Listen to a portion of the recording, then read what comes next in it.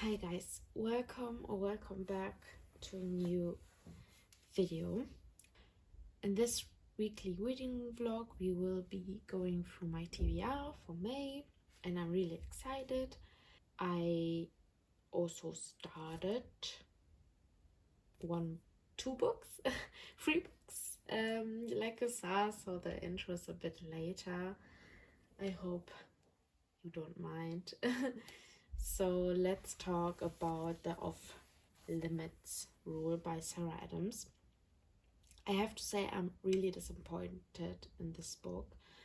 I read it until 150 or so.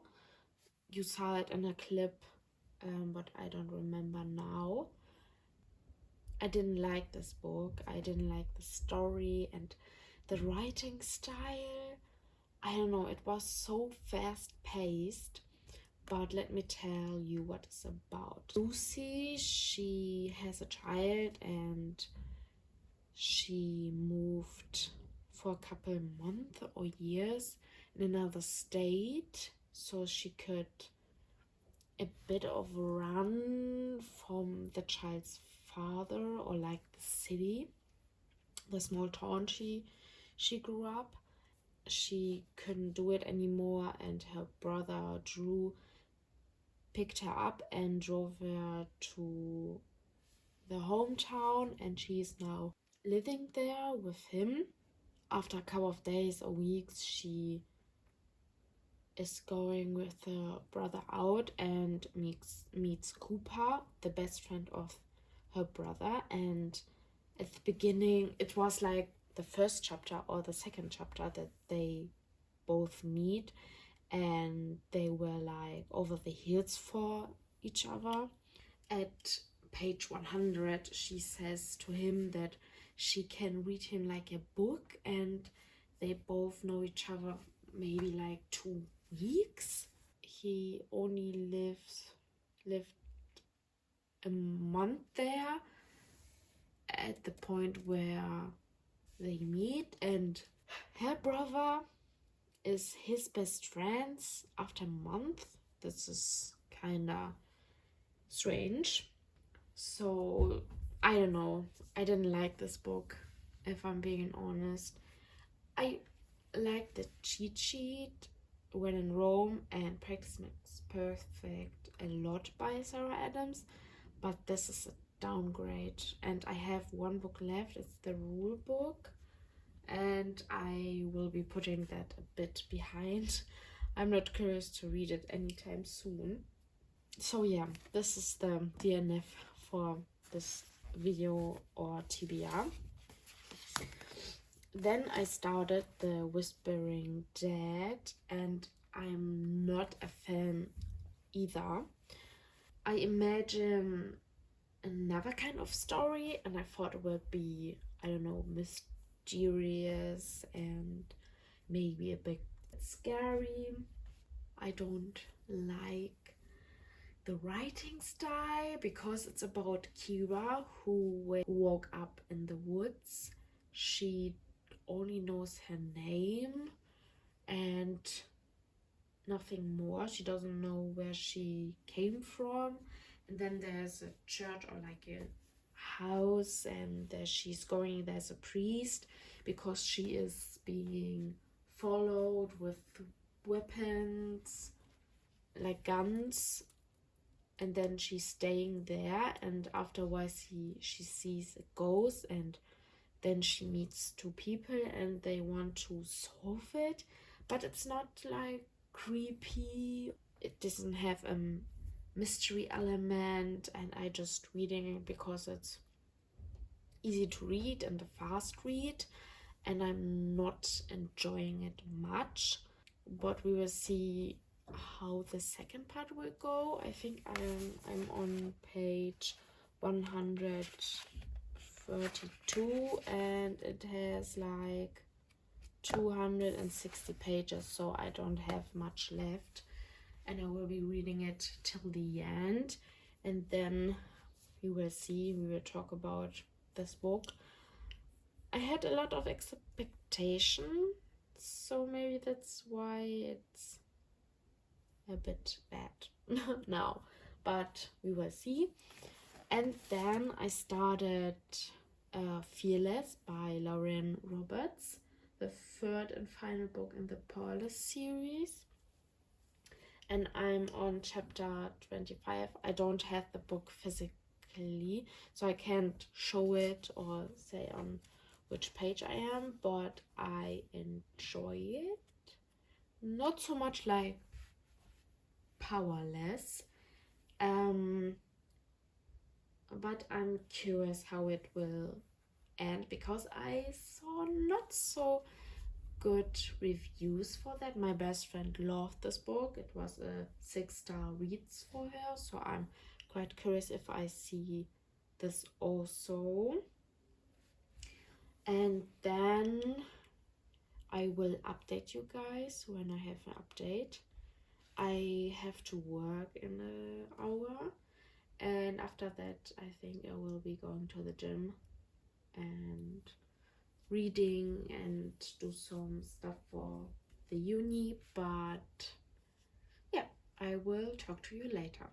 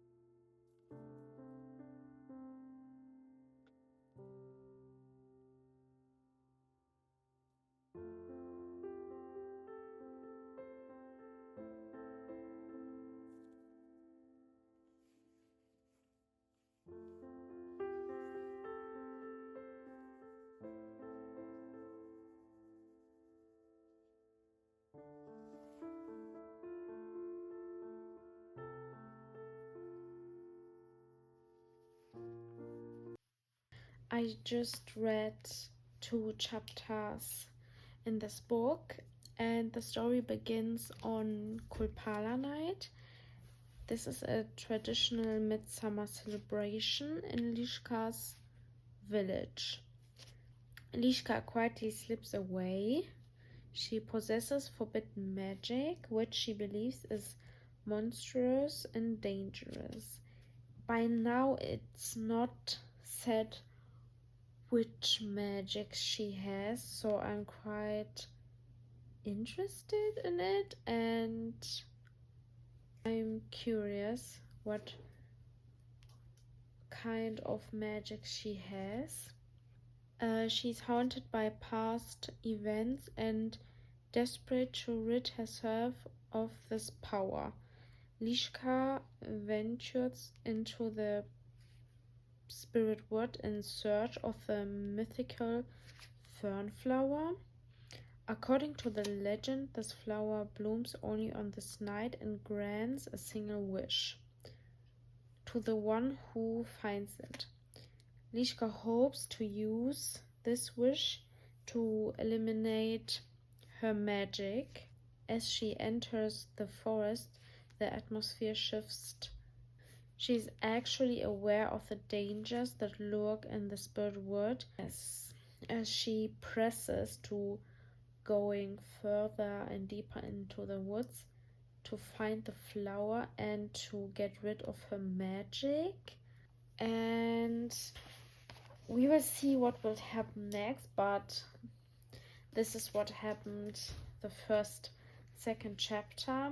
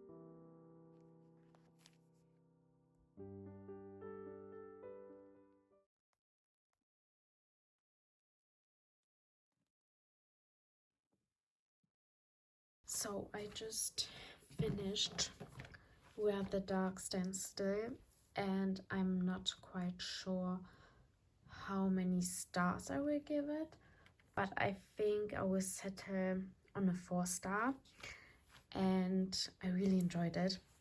I wasn't sure the first 100 pages, but when I hit the 100-page mark, it really started to get better and actually good. A lot of things happened, and I'm really happy I picked this book up and started reading it. There were a lot of Polish words, and I really liked that kind of part. The ending was really good. I don't know, I'm just speechless about this book, but I'm happy that I read it and I'm finished now. I want to tell you about this book. This book is about Lishka. She has some kind of magic and she wants to get rid of it, and goes to the forest and search for a certain flower. I forgot the name, because this flower can grant you a wish. So she's going there, and she was attacked in the forest, but she ends up by the flower, and then she makes a bargain with the demon of the woods, and she will live 1 year in his house, or like be his servant.